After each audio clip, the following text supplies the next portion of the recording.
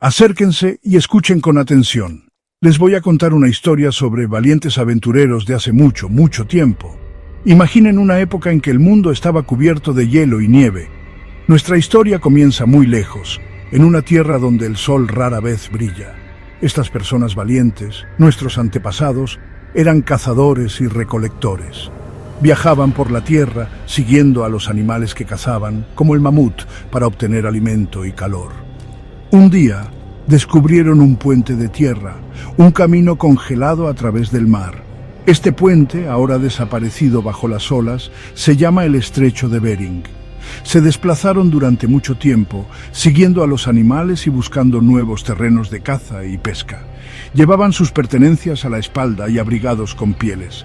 ¿Pueden imaginar su viaje? ¿El viento frío? ¿La nieve bajo sus pies? ¿Un clima implacable? Estas personas valientes, se cree, fueron los primeros humanos en pisar la tierra que ahora llamamos América. Fueron nuestros antepasados, los abuelos de un continente. A medida que los años se convertían en siglos, estos primeros americanos se extendieron por toda la tierra. Siguieron el sol hacia el sur, buscando un clima más cálido y nuevas oportunidades. Cruzaron montañas y desiertos, y sus familias crecieron con cada generación que pasaba. Algunos grupos se asentaron en el norte, aprendiendo a vivir en armonía con el frío y el hielo. Otros se aventuraron más al sur, hacia tierras de bosques y llanuras. Se adaptaron a sus nuevos hogares, aprendiendo a pescar en los ríos y a cazar los animales que vagaban por la tierra. Me imagino las historias que contaban alrededor de sus fogatas, historias de valentía, de dificultades y de las maravillas que habían visto en su largo viaje. Pero su viaje aún no había terminado. Mientras tanto, desde el vasto Océano Pacífico, se cree que otros grupos de exploradores pudieron venir a esta nueva tierra. Estos viajeros venían en barcos, navegando por las estrellas. Venían de tierras lejanas, de islas muy lejos en el mar. Al parecer, procedían de Australia, Polinesia y Melanesia. Estos llegaron a las costas de América del Sur.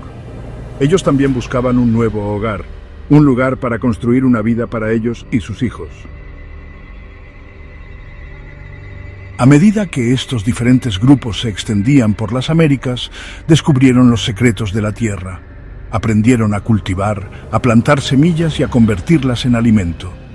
Este descubrimiento, la agricultura, lo cambió todo. Por primera vez, no tenían que vagar constantemente en busca de comida. Podían quedarse en un lugar, construir casas y ver prosperar a sus familias. Las aldeas se convirtieron en pueblos y los pueblos en ciudades.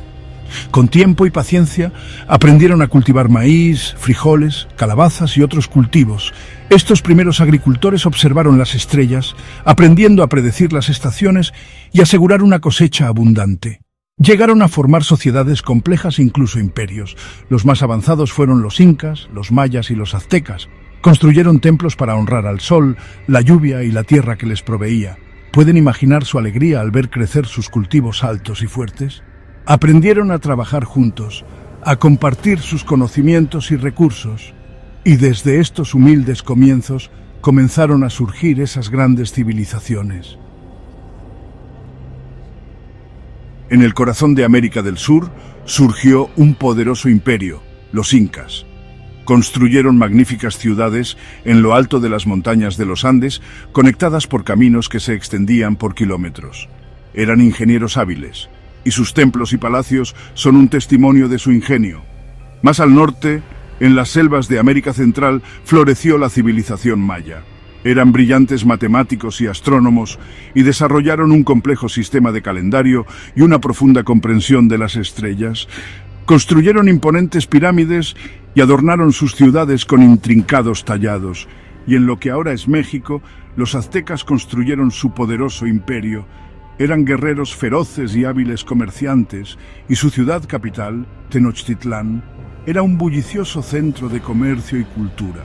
Estas grandes civilizaciones, aunque diferentes en muchos aspectos, compartían una profunda conexión con la tierra y una reverencia por el mundo natural. Dejaron un legado de arte, arquitectura y conocimiento que continúa inspirándonos hoy. Ahora, viajemos a una tierra de abundante agua, volcanes ardientes y un gran lago que se destaca, Nicaragua. Hace mucho tiempo, antes de la llegada de los españoles, muchos grupos indígenas llamaban hogar a esta hermosa tierra. Los primeros habitantes de Nicaragua, al igual que aquellos primeros americanos, eran nómadas que viajaban en busca de alimento. Pescaban en los ríos y lagos, cazaban en los bosques y recolectaban frutas y nueces de los abundantes árboles. Con el tiempo, ellos también aprendieron a cultivar la tierra, plantando semillas y estableciendo aldeas. La tierra misma era un tapiz de diversos entornos. Imponentes volcanes se alzaban sobre fértiles valles, mientras que exuberantes selvas tropicales daban paso a llanuras secas y cubiertas de maleza. El Océano Pacífico chocaba contra las costas occidentales, mientras que el Mar Caribe bañaba suavemente la costa oriental. A esta tierra de contrastes migraron diferentes grupos indígenas, cada uno con sus propias costumbres, idiomas y creencias únicas. Conozcamos a algunos de ellos, ¿les parece? Uno de los grupos más grandes e influyentes fueron los chorotegas. Eran hábiles agricultores y artesanos, conocidos por su hermosa cerámica y sus intrincados trabajos en oro. Creían en un panteón de dioses, incluyendo al dios del sol, la diosa de la luna y el dios de la lluvia. Los chorotegas eran un pueblo pacífico que valoraba el comercio y la diplomacia. Establecieron una red de rutas comerciales que se extendían por toda Nicaragua, intercambiando bienes con otros grupos indígenas. También eran hábiles constructores de barcos, navegando por los ríos y lagos en canoas. Al norte de los chorotegas vivían los maribios, conocidos por su feroz independencia y espíritu guerrero. Eran hábiles cazadores y pescadores, adaptándose al terreno accidentado de las tierras altas del norte. Los maribios creían en el poder de los chamanes, que actuaban como intermediarios entre el mundo humano y el mundo espiritual. Más al sur, en las tierras altas centrales, vivía el pueblo nagrandano. Eran hábiles agricultores que cultivaban las fértiles laderas de la región. Los nagrandanos eran conocidos por sus intrincados tejidos y sus vibrantes textiles, teñidos con pigmentos naturales de plantas e insectos. La vida en la antigua Nicaragua era tan diversa como la tierra misma. Los grupos indígenas que vivían junto a los lagos y ríos dependían de la pesca para su supervivencia. Construían sus casas sobre pilotes para protegerse de las inundaciones durante la temporada de lluvias. Aquellos que vivían en las llanuras eran hábiles cazadores, rastreando venados, saínos, monos, aves, guatuzas, guardatinajas, iguanas, cuzucos, entre otros. Usaban arcos y flechas, lanzas y trampas para capturar a sus presas. Muchos grupos eran nómadas, trasladando sus aldeas con las estaciones para seguir a las manadas. La agricultura desempeñaba un papel vital en la vida de muchos grupos indígenas nicaragüenses. Cultivaban maíz, frijoles, calabazas, cacao y algodón. Los granos de cacao eran particularmente apreciados. No solo se usaban para hacer una deliciosa bebida, que hoy conocemos como chocolate, que era para los nobles, sino también como una forma de moneda. Imaginen un bullicioso mercado lleno de las vistas, los sonidos y los olores de la antigua Nicaragua. Se comerciaba con cerámica, textiles y herramientas, junto con alimentos y otros bienes esenciales. A veces el intercambio de productos lo hacían por medio de trueque. El aire estaba lleno de la charla de los vendedoras y la risa de los niños, ya que solo a las mujeres y a los jóvenes les era permitido entrar al mercado y era prohibido vender fuera de él. Ahora viajemos a la costa este de Nicaragua, a las orillas del Mar Caribe. Aquí prevalecía una forma de vida diferente entre los grupos indígenas que llamaban hogar a esta región. Los pueblos Misquito, Sumo y Rama vivían en armonía con la selva tropical y el mar. Eran nómadas. Sin embargo, una parte de estos grupos prefería asentarse en los lugares cercanos a los ríos y al mar, pues se dedicaban a la caza y a la pesca.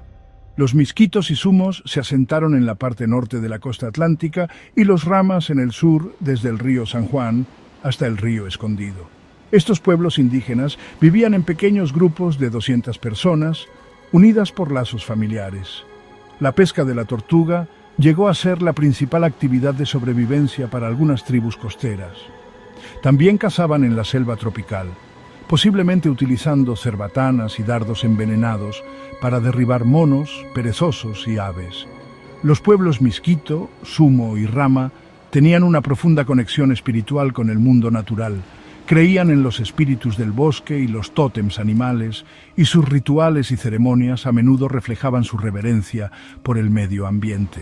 Estas diversas culturas, desde el Pacífico hasta el Caribe, han tejido un tapiz rico y vibrante que aún continúa dando forma a la Nicaragua de hoy.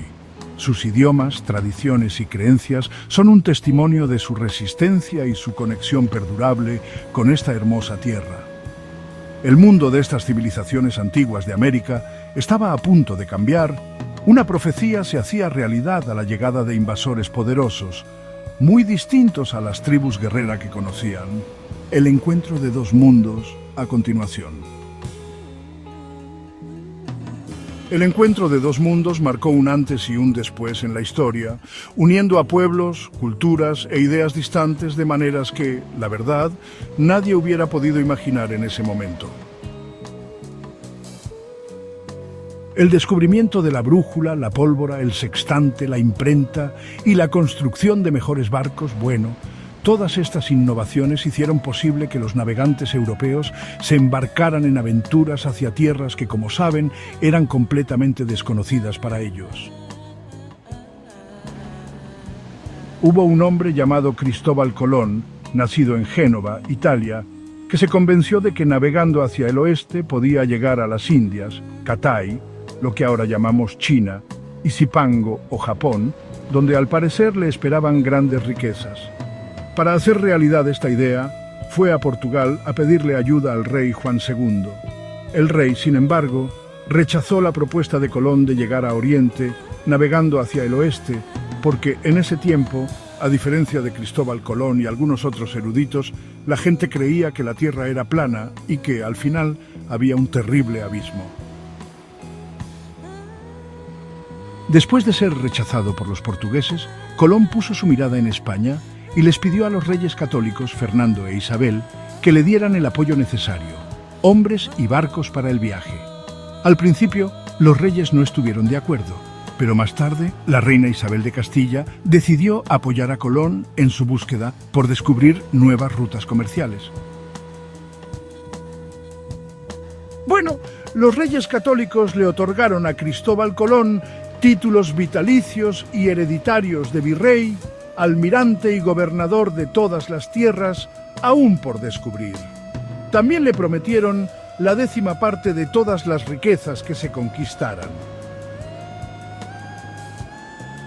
Una pequeña flota de 2 carabelas, la Niña y la Pinta, junto con un barco más grande, la Santa María, zarparon del puerto de Palos el 3 de agosto de 1492. Después de 66 días llenos de falsas esperanzas, quejas de los marineros e incluso un motín abierto, el 12 de octubre finalmente llegaron a la isla de Guanahani, en el archipiélago de las Bahamas. Colón la llamó San Salvador, creyendo haber llegado a las Indias Orientales, y por eso llamó a los nativos indios. Mientras seguían navegando hacia el oeste, llegaron a la isla de Santo Domingo, a la que llamó La Española, y también llegaron a Cuba.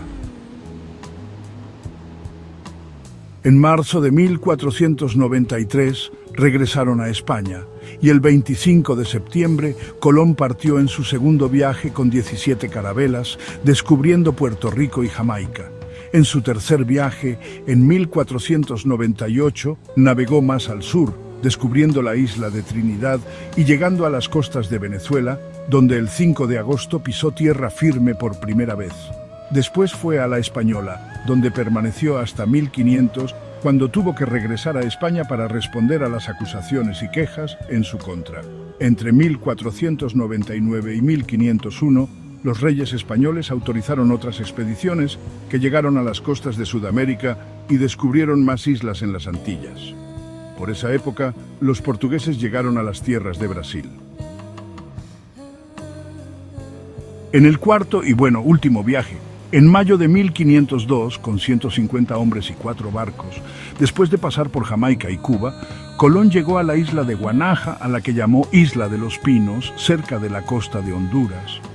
Buscando un estrecho que le permitiera continuar hacia el oeste y, llegar a las Indias, se encontró con la costa centroamericana, que siguió durante más de 6 meses, desde Honduras hasta Panamá, entre agosto de 1502 y enero de 1503, haciendo escala en varios lugares por el camino. Durante ese viaje, la flota quedó atrapada en una tormenta que duró varios días y casi hunde los barcos, hasta que el 12 de septiembre, al doblar un cabo, salieron de la tempestad. Por esta razón, Colón lo llamó Cabo Gracias a Dios, en lo que hoy es territorio nicaragüense. Durante los siguientes 11 días, Colón exploró la costa de Nicaragua. Se detuvo frente a la desembocadura del río Escondido para abastecerse de agua y envió a unos hombres para esta tarea, pero una tormenta los hundió y por eso lo llamó Río del Desastre.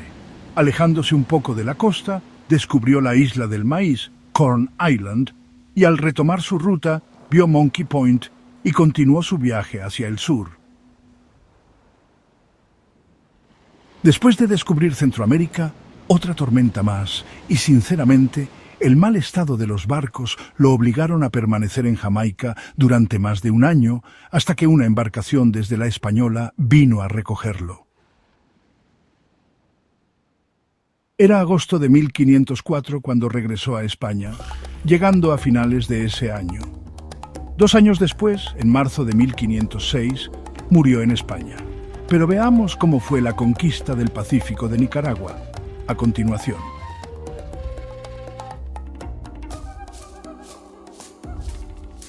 La historia de Nicaragua bajo el dominio español comienza a principios del siglo XVI. En 1502, durante su cuarto y último viaje, Cristóbal Colón navegó a lo largo de la costa caribeña de Nicaragua.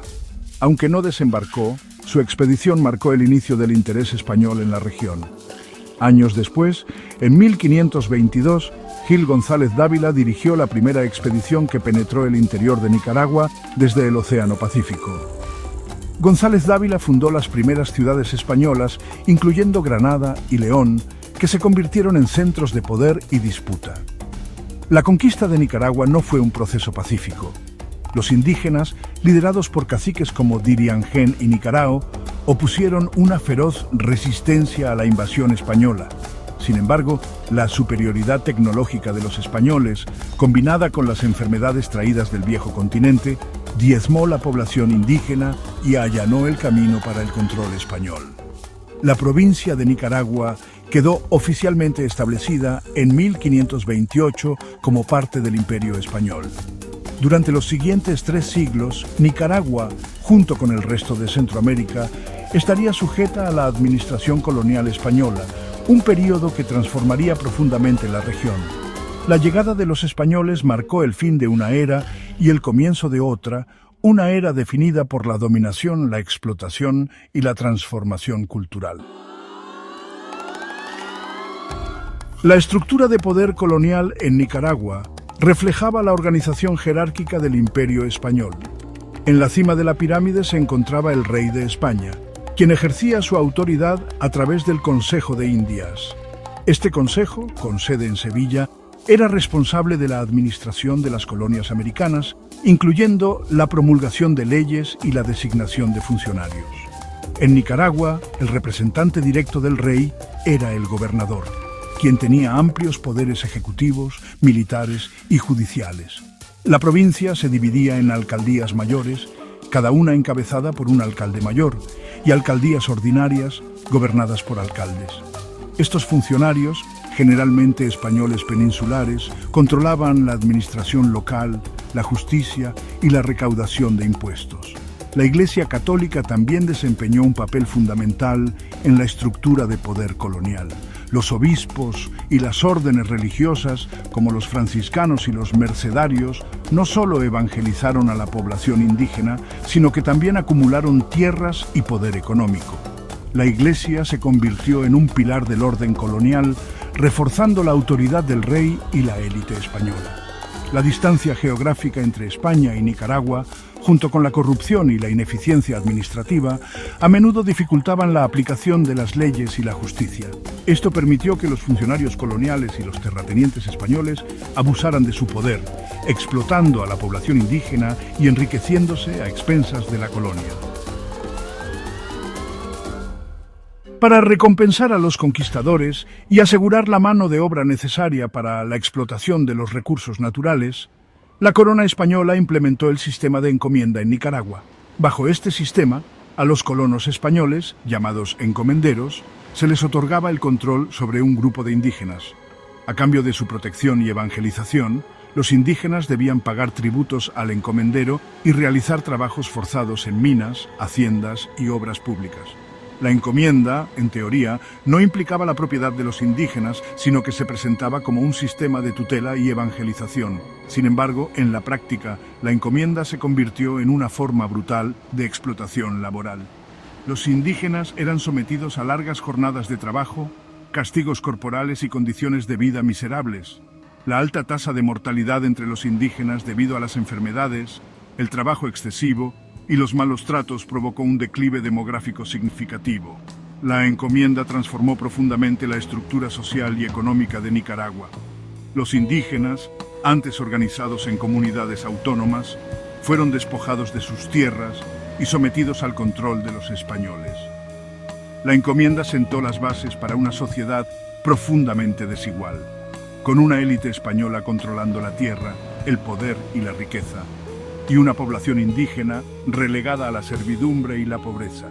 Es el momento de suscribirte o darle me gusta al video y compartirlo.